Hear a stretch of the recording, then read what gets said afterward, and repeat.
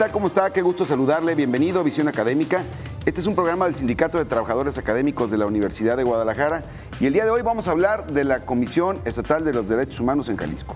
Hace algunas semanas se abrió el registro donde afortunadamente muchos académicos de la universidad y miembros de este sindicato se han registrado para encabezar este organismo. Muchos han criticado a la Comisión Estatal de Derechos Humanos. Incluso algunas agrupaciones y organizaciones de la sociedad civil han calificado este periodo, estos dos últimos periodos, como el peor de la historia en los derechos humanos en Jalisco. Ha crecido el número de violaciones, ha crecido el número de feminicidios y pareciera que la Comisión de Derechos Humanos brilla por su ausencia y ha habido muchas críticas en los últimos días. Para eso, el día de hoy vamos a hablar del proyecto de dos postulantes al cargo de presidente de la Comisión Estatal de Derechos Humanos, dos miembros del sindicato, el maestro Carlos Mercado, a quien le agradezco mucho que asista el día de hoy con nosotros, y a Alfonso Hernández Barrón, que somos amigos de hace mucho tiempo, y te reconozco trayectoria y te agradezco que hayas venido, Alfonso. Gracias, Enrique, un placer y gusto saludarte, Carlos. En ese tema creo que muchas cosas se han dicho, ¿no? Ha habido periodos importantes como aquel periodo de Lupita Morfín, que ha sido reconocido, después fue invitada incluso cuando el tema de las muertes de Juárez en Chihuahua, y bueno, desde ahí como que no se ha tenido los mismos resultados o la gente no lo ha percibido de esta manera. Tú participaste, maestro, en ese periodo, 9 años en la Comisión Estatal de Derechos Humanos, y tú has sido un luchador incansable, mi estimado Alfonso, sobre el tema de derechos humanos. ¿No es ahorita un momento importante para cambiar el modelo de la Comisión Estatal? Definitivamente. Definitivamente. El gran reto es, y es precisamente una de las propuestas de un servidor, el replanteamiento del modelo institucional. No es tanto hablar de una persona, porque esos modelos ya son obsoletos. Esos modelos unipersonales, caudillistas, presidencialistas, donde de una persona depende la política pública de toda una institución, ya están superados. La sociedad ha cambiado. Yo creo que hoy como nunca hay una gran cantidad de hombres y mujeres valiosas, inscritos en este proceso, y no hay pretexto para que las y los legisladores puedan hacer una muy buena elección. Pero insisto, ahora el reto es el replanteamiento de ese modelo institucional, con decisiones transversales, con un discurso democrático, de contrapesos, de vínculos dialogantes, que nos permita construir con una visión colectiva. Nadie está obligado a saberlo todo. Pero lo que sí está obligado, quien esté al frente de una Defensoría Pública de los Derechos Humanos, pues es a construir esos diálogos, ese consenso social, esa sinergia social que nos permita determinar por qué rumbo le vamos a dar. Entonces, la propuesta es transformar el modelo de esta institución y, si me permites, Enrique, de todas las instituciones, porque esta vocación impositiva ya son modelos rebasados. Hoy la sociedad reclama mayor apertura y en ese sentido todas las dependencias de gobierno tienen que replantear la forma en que están funcionando. Claro, con reingeniería, una reingeniería integral, profesional, con una planeación estratégica. Afortunadamente en el tema de defensorías públicas de derechos humanos tenemos una serie de buenas prácticas a nivel internacional que son una guía, establecidos incluso en documentos internacionales. Y dentro de esta guía está, por ejemplo, el fortalecer el servicio civil de carrera, el establecer las relatorías especializadas, todo bajo 3 ejes fundamentales: rendición de cuentas, transparencia y austeridad. Maestro, en tu experiencia de los 9 años que estuviste en la comisión, yo recuerdo que ustedes innovaron, pues llegaron nuevos, fue prácticamente la primera Comisión Estatal de los Derechos Humanos en Jalisco, y se empezó a generar y a adoptar algunos modelos. ¿Tú crees que en este momento el modelo actual está rebasado? ¿Crees que se tenga que cambiar? El modelo actual es un modelo que está rebasado, está acabado, se agotó. La defensa de derechos humanos actualmente implica un trabajo activo. No basta únicamente con estar recibiendo quejas individuales y estar dando un trámite como si fuera una oficina más de gobierno, de un gobierno del Estado. Me parece que el replanteamiento tiene que ser resurgir una institución defensora de derechos humanos que no solo busque los aspectos individuales, tiene que volcarse hacia los aspectos de temas globales que hoy son las violaciones emergentes, las violaciones de derechos humanos emergentes. Estoy hablando de desaparición forzada, de los derechos de la niñez, la violencia contra las mujeres, la violencia contra los adultos mayores, en fin, una serie de temáticas que deberían de ser el tono por el cual trabaje la comisión. Me parece que el nuevo modelo implica la transformación también hacia el interior de la institución y, por qué no decirlo, también la parte legislativa. Creo que al agotarse el modelo tradicional de defensa de derechos humanos, estaríamos llevando a la comisión a esferas de defensa de mayor intensidad, que logre efectos específicos. Por ejemplo, ya no nos quedaríamos únicamente con atender las consecuencias de la violación de derechos humanos, estaríamos yendo a conocer las causas que propician la vulneración de derechos de personas. Esto implica la transformación desde su origen, desde la raíz misma. ¿Para qué? La consecuencia ya no existiría. Sin embargo, por supuesto, hay que reconocerlo, tenemos que trabajar también con las consecuencias de las violaciones de derechos humanos y ante eso la Comisión debe tomar un liderazgo importantísimo para encabezar esa lucha. Bueno, en ese sentido, ¿cuál sería el diagnóstico del estado actual? ¿Cómo nos encontramos en materia de derechos humanos en Jalisco en este momento? ¿Vamos muy mal, bien, más o menos? ¿Cuál sería? Hay algo que es muy claro. México y Jalisco está viviendo grandes sufrimientos por violaciones de derechos humanos. O sea, no podemos tapar el sol con un dedo. Hay una violencia muy importante que está tocando todos los rincones del país. En Jalisco mismo hoy estamos viviendo tiempos muy complejos. Acabamos de conocer de un asunto y seguimos dándole seguimiento que implicó el homicidio de 2 defensores de derechos humanos en la Sierra Norte. Tenemos desaparecido a Celedonio, tenemos encarcelado a Miguel Monroy del otro lado. Entonces, cada vez están tocando de forma más cercana estos temas de los grupos que operan en la clandestinidad a las regiones de nuestro estado. De tal manera que esta elección resulta sumamente importante. Se debe actuar con una gran responsabilidad. Si bien estamos viviendo tiempos difíciles, vienen todavía algunos más difíciles. Yo quisiera ser optimista, pero todos sabemos cómo han venido avanzando estos grupos del crimen organizado y cómo ponen en riesgo a las instituciones y la paz de las comunidades. Entonces, el reto es muy grande, hay mucho por hacer, tenemos ahora el tema de ciertamente tenemos grandes herramientas que debemos hacer que funcionen, porque de lo contrario se quedan en el papel tantas leyes que hoy tenemos. Digo, tenemos la legislación más importante en materia de protección a víctimas del mundo.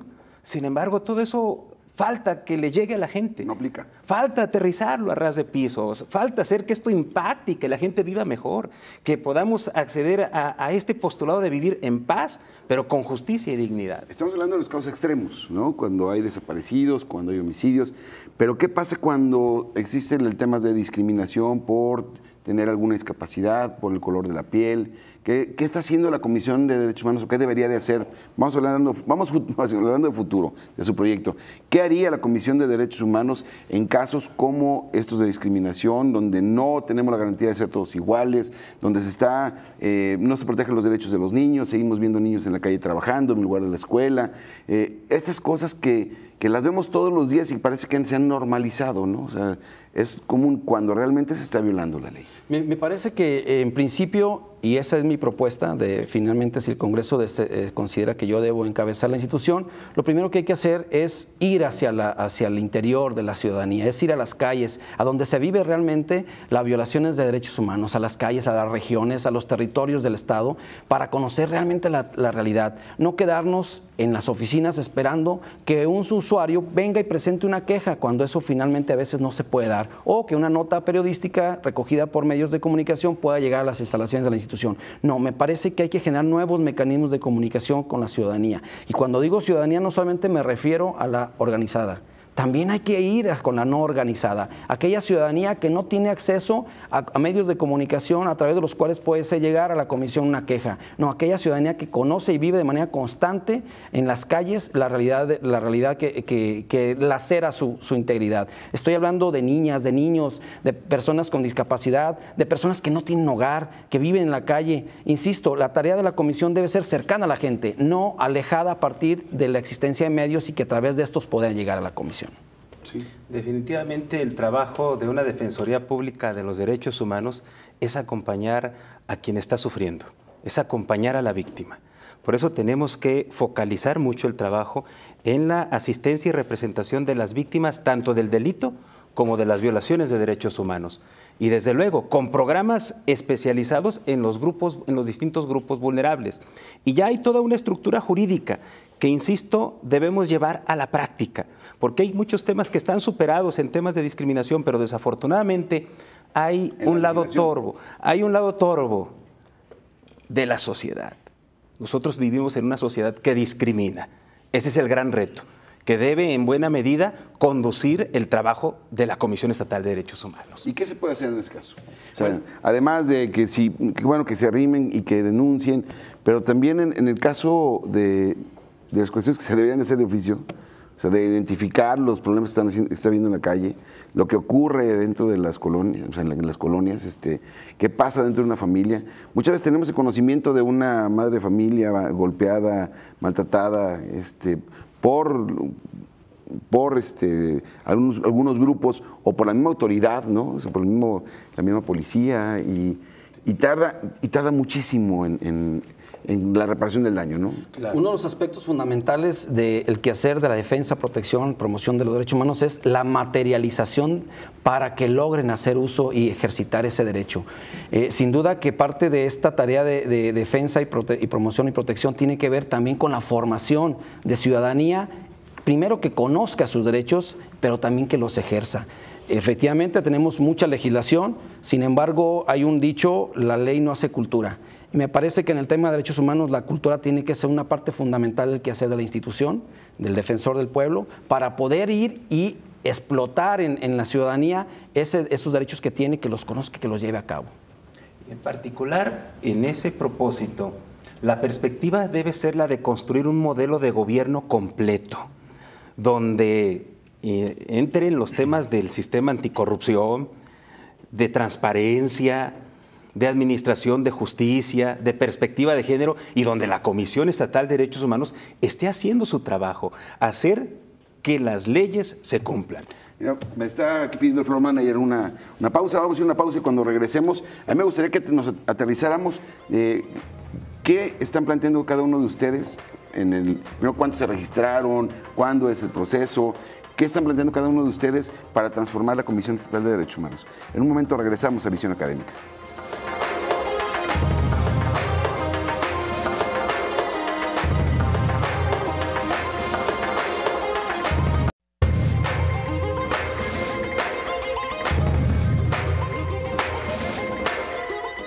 Regresamos a su programa Visión Académica. Recuerde que este es un programa del Sindicato de Trabajadores Académicos de la Universidad de Guadalajara. Recuerda seguirnos en las redes sociales, en @académicavisión, también en Facebook o en mi cuenta personal, @enriqueb01. Y bueno, estábamos platicando acerca de cómo tendríamos que estar pensando una transformación de la Comisión de Derechos Humanos. Siempre esas instituciones, yo lo creo así, es renovarse o morir, ¿no? Tú hablabas de algo muy importante, Alfonso, sobre el sistema estatal anticorrupción, hablabas de que pudiera haber mayor transparencia, rendición de cuentas. Se puede criticar mucho esta comisión, pero más que ir para atrás, ¿qué tenemos que hacer para adelante, ¿no? Esto va a quedar en los 20 y tantos que se registraron, 29 que se registraron a encabezar esta comisión, y bueno, esto se resuelve el día 27 de julio, y el día 2 de agosto ya tiene que estar trabajando. Entonces, ¿cuál sería la idea para fortalecer las instituciones? Creo que la gente quiere ver instituciones fuertes. Desafortunadamente, ha habido funcionarios en todos lados que generan la falta de confianza, ¿no? Que generan la crítica y pensar que todos somos iguales. Eso es un tema que tenemos que empezar a acabar y en derechos humanos creo que es algo muy interesante. Por eso insisto en que el modelo debe replantearse y ese es el punto central de mi propuesta, ¿no? Debemos generar un modelo distinto. Ya no podemos mantenernos en los caudillismos, porque no todos son afortunados. Y afortunadamente lo que sí podemos decir, hay ciclos que terminan y tenemos oportunidad de renovar. Y en este momento, como lo señalabas muy al principio, tenemos una magnífica oportunidad de plantear una institución que se integre en este modelo de gobierno completo. En esta parte, nosotros tenemos que revisar lo que ha pasado en otras latitudes. Comentábamos en el espacio el tema de las defensorías del pueblo, que ese realmente es una muy buena práctica, pasar de este formato burocrático, de ser una dependencia más, de ser una institución más, a ser una auténtica defensoría de la gente. En mi caso, permíteme compartirte que la postulación la hacen los pueblos originarios y las comunidades indígenas. O sea, la gente de a pie, que de alguna manera, para mí, al margen de lo que resulte en el proceso, pues es una aprobación de un trabajo que he venido haciendo durante ya 10 años. Pero no es una postulación en torno a una personalidad. sino la construcción de un proyecto colectivo, un proyecto multitemático, donde no necesariamente alguien tiene que saber de todos los temas, pero lo que sí debe saber, como ya lo mencionábamos, es poder ir construyendo los diferentes bloques de certeza que necesitamos para atender a las víctimas de desapariciones, para atender a las víctimas de feminicidio, para atender los temas, y que son los temas frontera ahora, que es el ataque a los derechos económicos, sociales y culturales en los pueblos. ¿Cómo le hablas tú de derechos humanos a la gente de Ocota, a la gente de Las Tapias, en donde viven a 16 horas de camino de Guadalajara, donde no tienen carreteras, donde no tienen agua, donde no tienen energía eléctrica? Pues eso es el gran reto, ¿no? Y que todo hemos hecho derecho humano, ¿no? El asunto, digo, que no lo hemos hecho, se ha reconocido como un derecho humano. El derecho al agua, el derecho a la educación, el derecho a la salud, y también no se ha cumplido, ¿no?, en muchas de las comunidades. Por supuesto, yo creo que yo en mi caso plantearía dos ejes principales. El eje estructural financiero. ¿Qué significa eso? Analizar en qué está sentada la actual institución para poder buscar su transformación completa desde el inicio. Y eso implica la revisión, análisis, el perfilado de quienes están dentro de la institución para sacarle el mayor provecho a sus conocimientos y capacidades. Es decir, un diagnóstico del personal para saber con quién contamos realmente, quiénes son el recurso humano que tiene la institución con el cual podemos hacer nuestro trabajo. Por supuesto que el financiero es importante y eso implica una revisión profunda a la cuestión financiera, porque no es posible que siga operando con el 97% de recurso para gasto corriente en el sentido de sueldos, mientras que el 3% restante es con lo que puede operar directamente en el campo la comisión. Eso es algo que es verdaderamente grave. La otra parte, otro componente, el otro eje, tiene que ver con la manera en cómo trabaja la institución. Y ya lo decía yo hace un momento, tenemos que modificar las pautas de atención y de comunicación hacia la ciudadanía, pero también la manera en cómo estamos integrando las quejas. Algo que a mí me llamó mucho la atención, y debo decirlo desde hace mucho tiempo, es que la comisión tal pareciera que se convirtió en un agente del Ministerio Público. La comisión hoy investiga asuntos que llama delitos y investiga robos. Investiga otro tipo de delitos que tienen que ver con aspectos netamente del Código Penal, mientras que la función del defensor del pueblo es investigar violaciones de derechos humanos, el derecho a la propiedad, en fin, el derecho a la integridad, no las lesiones. La lesión es un tipo penal. La comisión de la institución debería investigar las afectaciones a la integridad física. De manera que, por supuesto, que ese tipo de aspectos que son mucho más finos y tienen que ir en la parte reglamentaria, en la parte orgánica de funcionamiento, hay que cambiarlos. Eso implica una transformación completa. Si no logramos la transformación completa de la institución encaminada hacia un verdadero defensor del pueblo, no solamente quedarnos como una parte más del gobierno, estaría encaminada al fracaso. Si hubieran ustedes un modelo a nivel mundial de defensa de derechos humanos, ¿qué modelo adoptarían? ¿Qué modelo les gustaría más? El modelo a mí que me gusta y conozco porque he tenido la oportunidad de participar directamente es el modelo ONU. El modelo ONU trabaja con temas globales, no temas específicos. Es decir, llegan a partir de temas específicos, pero se construye una posición o un análisis en lo global para buscar resolver, insisto en esto, en la base, lo que constituyó la violación, el origen del problema, el origen de la violación de derechos humanos. Por supuesto, atendiendo también las consecuencias, pero sobre todo evitando que vuelva a ocurrir una situación similar a esa. Algunos lo llaman relatorías, otros lo llaman temas globales. En fin, creo que lo que a mí me parece más adecuado es hacer un ejercicio tipo que lleva a cabo la ONU. Hay dos modelos muy interesantes, el modelo colombiano y el modelo de Cataluña. El modelo colombiano que hoy fusionó el tema de las defensorías públicas de derechos humanos también con el tema de la representación de víctimas en los procesos jurisdiccionales. Y yo te comparto que desde hace 2 años el área a mi cargo es la única que por un transitorio de la Ley Estatal de Víctimas es responsable de la asistencia y representación de víctimas en el nuevo sistema de justicia penal. Y esto ha representado un área de oportunidad magnífica. Y esto nos va llevando en la ruta de pronto estar planteando el trabajo de la institución en los tribunales, en el Poder Legislativo, en el Poder Judicial. Ahí ya se está abriendo una puerta para tocar este espacio que se había quedado rezagado. Pero por otra parte también quisiera puntualizar, y debo ser muy congruente, en la Comisión Estatal de Derechos Humanos hay trayectorias muy valiosas. Hay hombres y mujeres que tienen más de 20 años ahí, Creo que tenemos que ser muy cuidadosos con esa evaluación, así es, y que también pareciera que no, pero también somos víctimas de amenazas, de persecuciones, en fin, eso tenemos que revisarlo, pero también replantear nuestra relación con las expresiones sociales y las organizaciones civiles.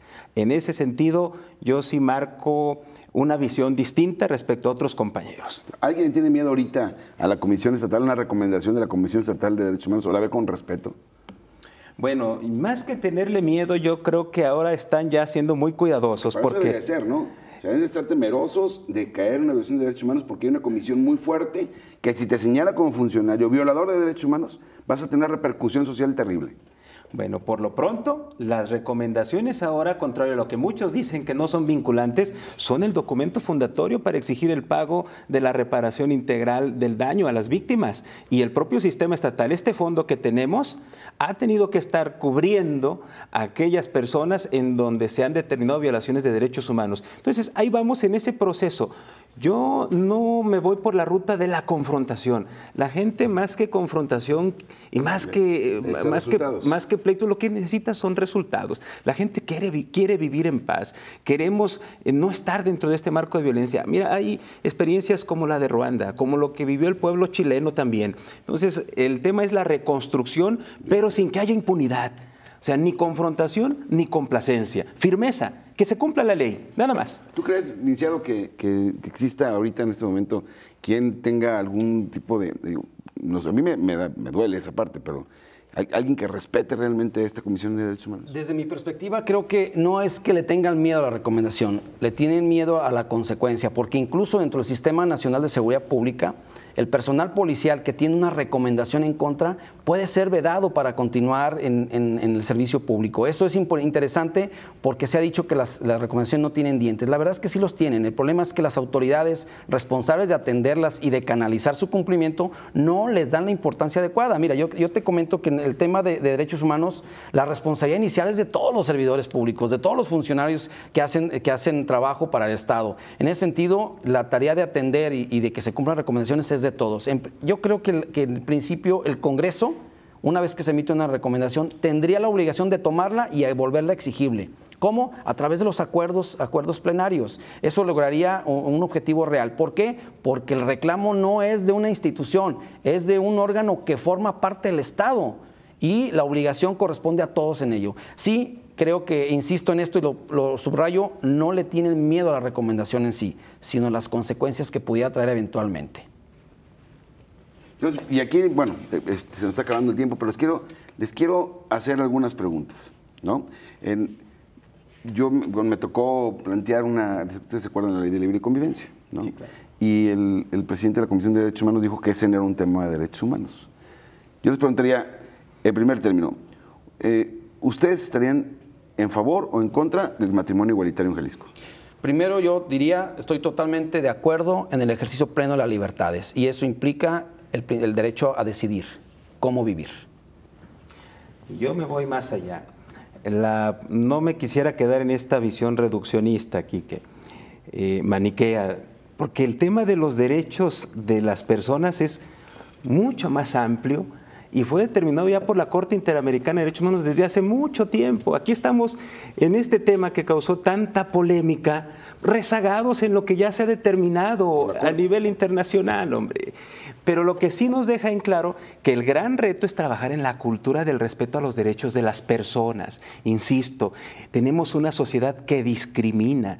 Revisemos los resultados de las encuestas que hace la CONAPRED y otras instancias, donde deja muy en claro que estamos a años luz de tener esa cultura de la inclusión y del respeto a las demás personas y ser tolerantes. Otra pregunta.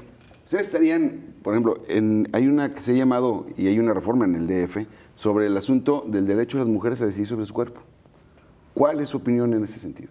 O sea, ¿a qué se refiere? A la despenalización, para que no vaya a la cárcel una mujer que decide sobre su cuerpo. Bueno, volvemos al mismo tema de ampliar la perspectiva. Y es que la función de una Defensoría Pública de Derechos Humanos es que quien decida sobre su cuerpo lo pueda hacer con seguridad, en condiciones donde se garantice su salud, ¿verdad?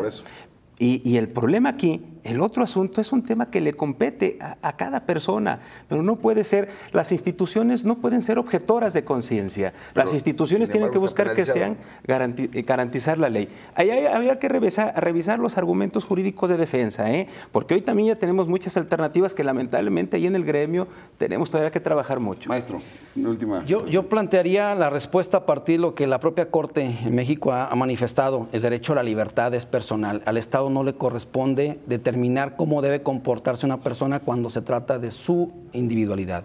En ese sentido, me parece que la posición debe ser única, la libertad ante todo. Derechos plenos. Totalmente. Si ustedes son los representantes de la comisión, vamos a ver una nueva comisión de derechos humanos. Esa es la conclusión que tenemos el día de hoy. Así es. Bueno, desafortunadamente se nos acabó el tiempo. Una última opinión, mi maestro. Bueno, invitar al Congreso del Estado, a la Comisión de Derechos Humanos del Congreso del Estado, a que en este proceso que han anunciado y que parece que sí es transparente totalmente, se llegue a una conclusión adecuada. Alfonso. Estoy muy orgulloso de ser maestro de la Universidad de Guadalajara, Quique, 20 años ya oficiales. Me formé en esa universidad que nos tatuó el planteamiento. Miembro del sindicato y agente de cambio social. Y esa es nuestra perspectiva. Muchísimas gracias y nos vemos en la próxima Visión Académica. Gracias por acompañarnos.